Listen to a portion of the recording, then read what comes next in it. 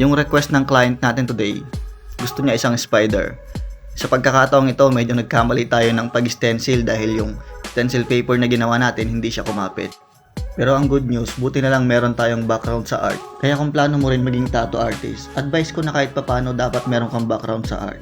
Para in case na magkaroon ng ganitong problema na maburahan ka ng stencil, kahit papano alam mo kung paano diskartehan.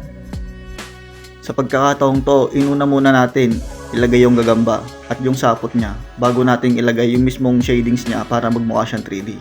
Madalas yung ganitong klaseng design, pag nakakakita ng gagambang ganito, madalas siya nilalagay sa ribs o kaya sa likod naman, pwedeng sa left or sa right. Pero yung client natin today, nirequest niya na sa kamay, sa braso ilagay para at least lagi daw nakikita. Etong tattoo na ginagawa pala natin ngayon, actually home service tayo ngayon, and yung nagpatattoo sa atin, kakilala ko rin siya, and sa pagkakataong ito, medyo ginabi tayo.